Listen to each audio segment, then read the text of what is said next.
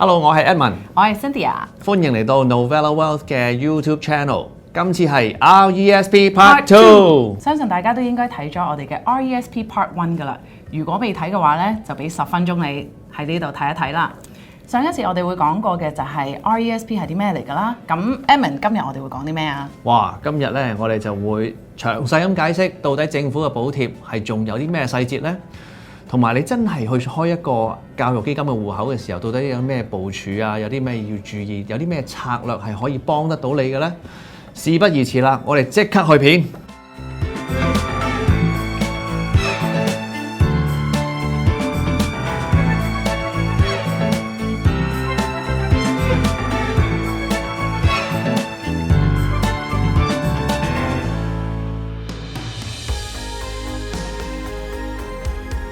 咁我哋咧上一集咧就提過，其實咧政府咧係有3個補貼俾呢個教育基金嘅戶口嘅。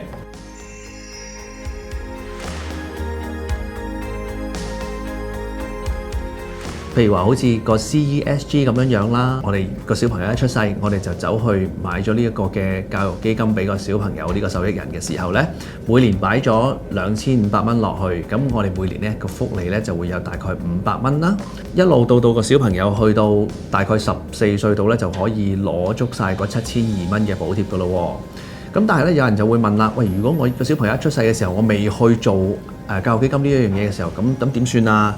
咁咧就好似譬如話呢個受益人咧，佢就係啱啱就5歲嘅時候咧，先至開始買呢一個嘅教育基金咯喎。咁其實咧，政府咧都可以俾我哋可以追翻之前嘅福利嘅。咁但係咧，每年咧最多只能夠追翻500蚊嘅啫，即係1年裏邊咧只係能夠 catch up 翻1年嘅啫。即係譬如話阿小明咧，佢今年咧就父母幫佢擺咗2500蚊落去嗰個教育基金嘅戶口度啦。咁佢有今年嘅500蚊補貼啦。當佢哋擺多2500蚊落去嗰個戶口度嘅時候咧，咁即係話咧，佢可以追翻佢4歲嗰年嘅福利啦。咁即係話 total 咧，佢係會有1000蚊嘅嗰年。如此類推，咁到小朋友阿小明10歲嘅時候咧，佢就會追翻晒之前0到4歲嘅福利噶啦。再過多幾年嘅時候咧，其實咧佢都已經可以攞翻晒7200蚊嘅政府補貼噶啦。咁呢個 CESG 咧，其實咧最多咧係可以去攞到17歲嘅，其實係咁。但係咧，如果譬如話一個小朋友佢到15歲嘅時候都未攞過呢個 CESG 嘅話咧，咁就有少少複雜咯喎。OK，咁去到佢15歲生日嗰年咧，我哋就要睇啦。其實佢戶口裏邊有冇最少2000蚊咧？又或者佢15歲之前嗰4年有冇每年都擺100蚊喺個教育基金嘅戶口裏邊嘅？咁如果佢有嘅話咧，佢15歲、16歲、17歲都仲可以攞到 CESG 咯。嗱，講到明係教育基金，咁即係話一定要有教育先至會成立呢個基金啦。咁小朋友咧係一定需要去讀書啦，讀一個專上嘅教育啦，咁先至咧係政府先至會俾你 keep 同埋用呢一筆嘅福利嘅喎。如果呢個小朋友係冇讀到專上教育嘅話咧，政府係有機會攞翻佢哋嘅補貼嘅。而喺 Canada Learning Bond 即係 CLB 裏面咧，要注意嘅地方就係話，如果個小朋友一出世嘅時候已經係家庭係低收入啦，可以 apply 到呢一個 CLB 嘅話，可以由0歲開始儲嘅話咧，咁佢哋就可以 maximize 到呢個2000蚊嘅津貼啦。因為佢去到15歲嘅時候咧，就已經冇得攞呢一個福利㗎啦。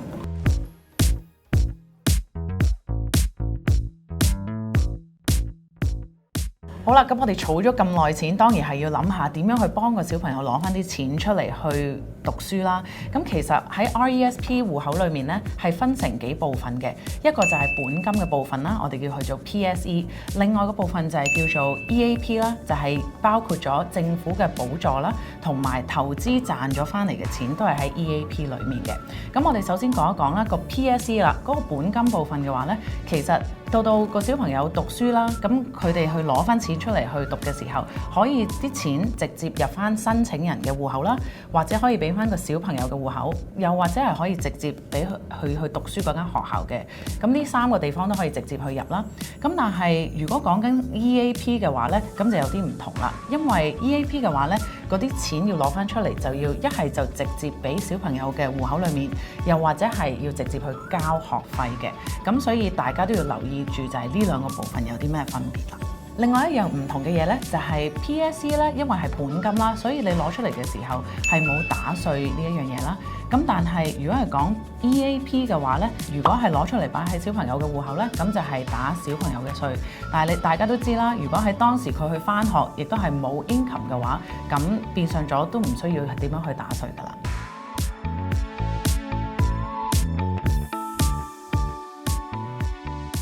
咁有好多人都問咧，就係當如果細路仔唔係讀大學嘅時候，可唔可以用到教育基金嘅錢㗎？咁答案其實都係可以嘅。咁只要咧，其實佢係讀完個中學之後，佢有讀其他嘅學校啦。咁譬如話可以學一門手藝，做一個 trade school 或者其他嘅 college 職業訓練，甚至乎佢喺海外留學。只要咧佢其實咧喺加拿大認可學校裏邊咧，都係可以合乎資格去用呢一個嘅 RESP 或者教育基金嘅噃。詳細咧喺我哋下邊description box 嗰度有條 link 係可以去俾你參詳下嘅。係啦，咁如果我哋嘅小朋友唔去讀高等教育嘅話，咁喺 RESP 裏面嘅錢咧，其實有4個方法可以攞翻出嚟嘅。第一咧就係嗰啲錢喺裏面其實可以擺36年啦，咁喺裏面佢哋等多幾年，第時想讀嘅話都可以用翻嚟讀書嘅。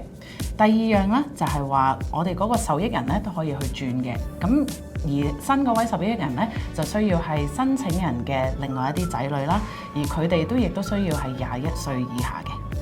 第三個選擇咧，就係我可以將教育基金個戶口裏邊嘅錢攞咗出嚟，而本金嘅部分就唔需要打稅啦。但係 EAP 嘅部分咧，就係需要有一個額外20% 嘅稅啦。OK， 咁當然啦，因為小朋友冇讀書嘅關係咧，政府俾我哋嘅補貼亦都係歸還翻政府嘅。咁但係所以要打稅嘅部分咧，就分別係本金賺咗嘅錢啦，政府補貼賺咗嘅錢嘅。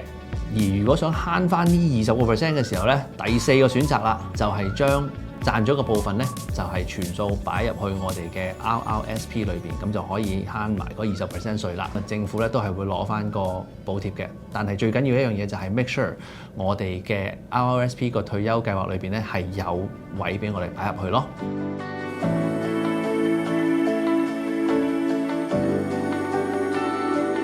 好啦，咁聽到嚟呢度咧，咁大家都知道到底佢政府嘅補貼係有啲乜嘢喺度啦。咁同埋咧，如果細路仔唔讀書嘅時候又會點啦？點攞錢啦？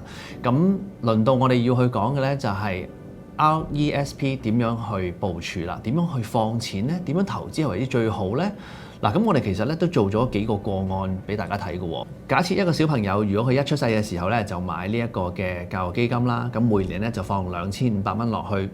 咁佢每年咧當然咧就會有一個500蚊嘅補貼啦。咁到6歲嘅時候，如果喺 BC 省嘅話，亦都會有個 TESG 啦，1200蚊嘅。咁到佢18歲嘅時候，如果假設又有5% 嘅回報嘅話咧，佢個戶口裏邊咧就會有95000蚊嘅。咁啊，假設啦，如果個小朋友一出世嘅時候係冇做到呢樣嘢，到阿小明10歲嘅時候先至去做，佢每年啊擺5000蚊落去追翻之前嘅 grant。其實到後尾佢都係追得晒嘅，但係咧到阿小明18歲嘅時候咧，其實佢只係大概得7萬蚊嘅啫，大家個回報率都係一樣，咁所以咧早去做呢一個嘅教育基金投資咧係好有幫助嘅喎。好啦，咁我哋而家又講第3個 scenario 啦。如果我第一年個小朋友一出世嘅時候已經可以擺到5萬蚊入去RESP 裏面啦，我就可以攞到第一年嘅 CESG， 咁呢個係有500蚊嘅。咁一路去到小朋友6歲嘅時候咧，亦都可以攞到1200蚊嘅 BCTESG 啦。咁如果每年都有5% 嘅增長嘅話，其實去到個小朋友18歲嘅話咧，已經係可以有大概13萬嘅 RESP 喺裏面俾佢讀書噶啦。咁我哋再睇一睇啦。如果第4個情況咧，就係話我一路等到10歲咧，我只幫我個小朋友去開一個 RESP， 但係咧我一次過就會擺5萬蚊入去投資嘅。咁當然啦，我可以 catch up 翻上一年嘅 grant， 咁我就可以攞到 total 有1000蚊嘅 CESG 啦。咁每一年亦都係有5% 增長嘅時候，咁去到18歲啦，個小朋友其實最尾係得79000蚊去用嘅啫。咁大家睇到咧，譬如話我哋頭先做過4個情況俾大家睇嘅話咧，就係首先第一樣嘢啦，就係越早開始做呢個教育基金咧，就係越好嘅。即係就算譬如話一個小朋友由0歲開始擺2500蚊落去嘅話咧，比起一個10歲先開始嘅小朋友咧，其實咧嗰個錢咧係起碼真係多咗成35%嘅喎。咁同埋好似第二個 scenario 咁樣嘅時候咧，就係話俾大家聽，其實咧政府嘅福利咧係唔一定攞晒先至最着數嘅。咁因為咧，如果我一開始已經擺晒教育基金可以擺嘅錢落去，即係5萬蚊嘅話咧，咁其實個小朋友咧係有成13萬，真係如果我等佢10歲嘅時候先可以做呢樣嘢，得翻60成嘅錢㗎咋，其實係咁，所以咧政府嘅福利係唔一定要攞晒，同埋咧越早做咧係越好嘅。到底真係點樣去策劃呢？咁其實咧都係適應每個人嘅需要啦。咁所以都係希望你哋可以同我哋去約翻一個諮詢嘅時間嘅。聽咗我哋講咗咁多關於 RESP 嘅嘢咧，其實如果你哋想 recap 翻咧，都可以睇翻我哋第一個 video 嘅。咁但係如果你而家已經 ready 咗啦，好想去約一個時間見我哋嘅話咧，就可以用呢一條 QR code 去約我哋嘅。如果你哋睇完呢個 video 之後都有其他問題想問我哋嘅，當然歡迎你哋喺 video 下面嗰度留一個 comment 俾我哋嘅。臨走前記得撳鐘掣同埋 subscribe， 下次見，拜拜。